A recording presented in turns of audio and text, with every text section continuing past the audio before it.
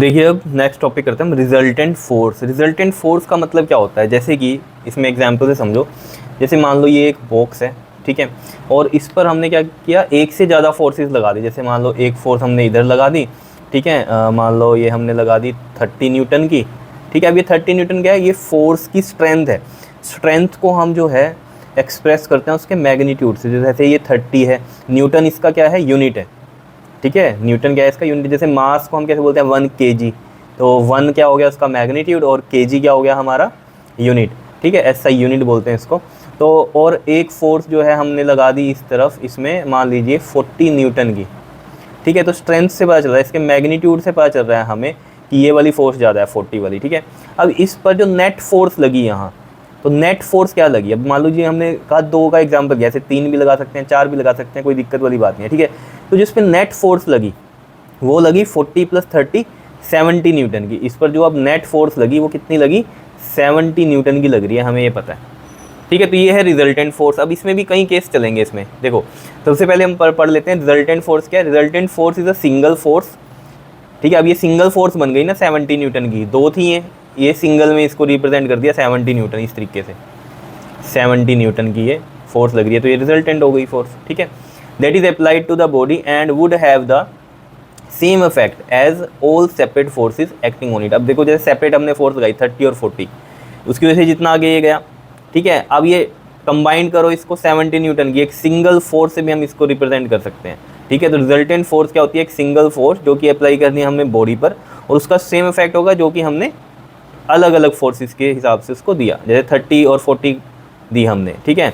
तो ये single force में हमने रिप्रेजेंट कर दिया 70 न्यूटन में, तो इसका सेम इफेक्ट है जो कि इनका अलग अलग था, तो ये हमने सिंगल में रिप्रेजेंट कर दी। क्लियर है। अब इसमें जैसे ना केसेस हो सकते हैं, क्या केसेस हो सकते हैं, जैसे कि एक तो यही हो गया हमारा जो कि मैंने आपको बताया कि मान लीजिए यहाँ पर एक ए है, ठीक है। ए ने इस बॉडी पर लगाया कितना, 30 न्यूटन का, ठीक है, और एक ने लगाया इस पर बी ने लगाया इस पर कितना, 40 न्यूटन का, ठीक है। तो जो नेट फोर्स होगी यहाँ पर वो कितनी होगी, 30 + में 40 कितनी हो गई, 70 न्यूटन की होगी। ये तो पता चल गया ना।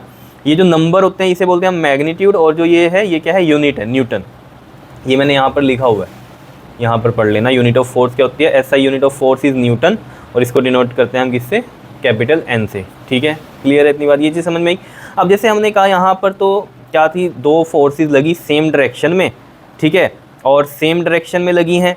तो जिस डायरेक्शन में ये दोनों फोर्स लग रही हैं, ठीक है, उसी डायरेक्शन में क्या हुई है, हमारी नेट फोर्स आई है, ठीक है।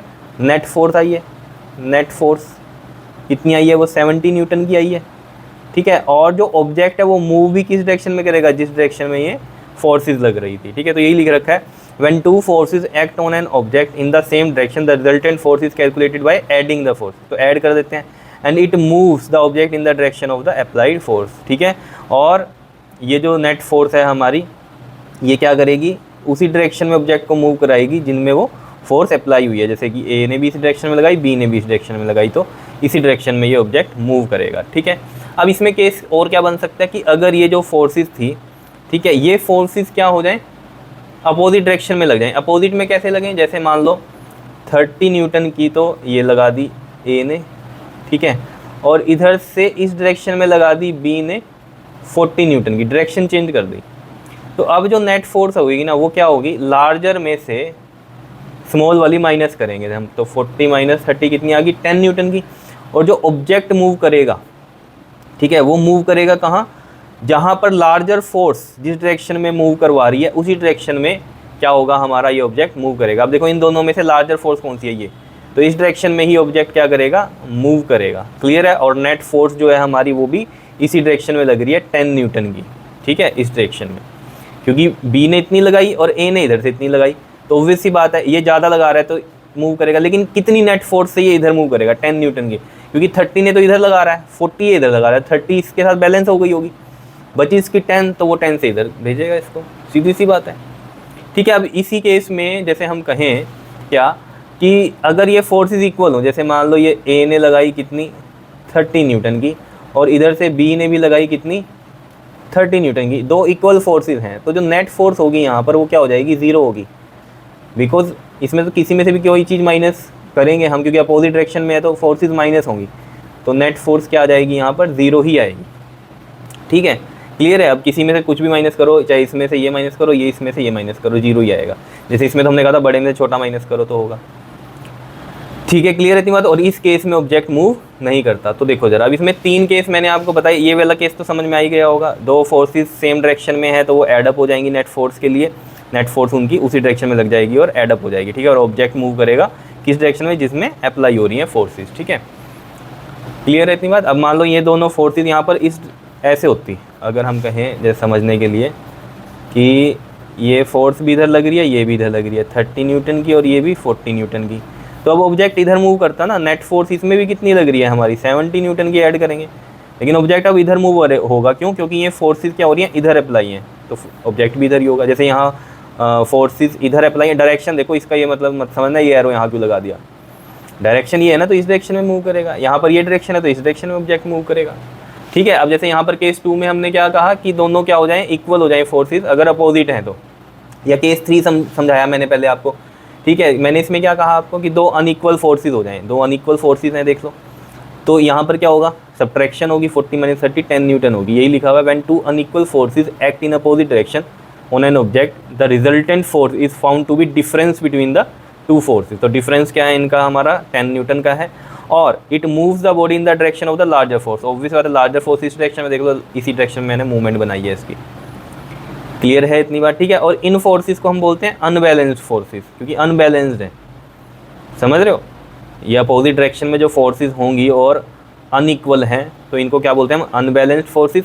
और अपोजिट डायरेक्शन में अगर इक्वल फोर्सेस हैं तो इनको क्या बोलते हैं हम, बैलेंस्ड फोर्सेस। ठीक है, तो जैसे कि इसमें मैंने आपको बताया, when 2 equal forces act on an object in the opposite direction, equal हैं अब। ठीक है, तो जो रिजल्टेंट फोर्स है वो क्या होगी, 0 होगी, और object does not move. Obvious बात है, इस वाले में ऑब्जेक्ट कहीं भी मूव नहीं करेगा। ठीक है, and such forces are said to be balanced forces. ठीक है, तो जैसे आपने एक वो रस्सी खींचने वाली देखी होगी, यहाँ भी पर्सन खड़े होते हैं। ठीक है, ये इसका सेंटर है, यहाँ भी पर्सन, यहाँ भी पर्सन, ये इसको इधर खींच रहे होते हैं रोप को, ये इधर। क्या होता है इसमें, ये बताओ, टग ऑफ वॉर बोलते हैं इसको। अब देखो जरा, अगर ये मूव सेंटर पॉइंट इधर मूव नहीं कर रहा तो इसका मतलब ये भी इधर से कितनी फोर्स लगा रहा है, मान लो एग्जाम्पल 40 न्यूटन की और ये भी 40 न्यूटन की, तो ये मूव नहीं करेगा। ठीक है, अब मान लो ये वाला जो है 50 न्यूटन की लगा दे फोर्स। ठीक है, तो जो नेट फोर्स है वो क्या होगी, इनके डिफरेंस, बिकॉज अपोजिट डायरेक्शन में तो ये भी हो सकता है ना, ऐसे भी हो सकती है अपोजिट डायरेक्शन, ऐसे भी हो सकती है ना। तो इस वाले केस में अगर हम कहें कि इन दोनों का डिफरेंस क्या 10 न्यूटन का है, और ये क्या होगा, इधर मूव करेगा जिधर लार्जर फोर्स है। ठीक है, तो ये वाले जीत जाएंगे, ये चीज़ पता है आपको या नहीं। तो इन दोनों के लिए आप एग्जांपल ये टग ऑफ वॉर वाला ले सकते हो। अगर इक्वल फोर्सेज हैं अपोजिट में तो ये क्या होगा, बैलेंस पॉइंट यहीं रहेगा। ठीक है, सेंटर पॉइंट मतलब यहीं रहेगा, मूव ही नहीं करेगा इधर उधर। अगर किसी का ज़्यादा है तो उनके डिफरेंस देख लो, उतनी ही फोर्स से वो उस डायरेक्शन में मूव कर जाएगा जिसमें लार्जर फोर्स है। जैसे 50 - 40 10 न्यूटन की नेट फोर्स आई है तो वो इस डायरेक्शन में मूव करेगा उस फोर्स से जिसमें लार्जर फोर्स है। ठीक है, समझ में आई होगी, ये सब बातें यहाँ लिखी हुई हैं। ठीक है, तो इनको हम बैलेंस फोर्सेस बोलते हैं, इनको हम अनबैलेंस फोर्सेस बोलते हैं। ठीक है, अब यूनिट ऑफ फोर्स की जो बात थी वो क्या थी कि SI यूनिट क्या होता है, फोर्स का न्यूटन होता है, इसको हम N से डिनोट करते हैं। क्या इतनी बात क्लियर है या नहीं है, बता दो। ठीक है, ये आया आपको समझ में, इसको ध्यान से समझ लो। ठीक है, फिर हम नेक्स्ट पेज पे चलते हैं।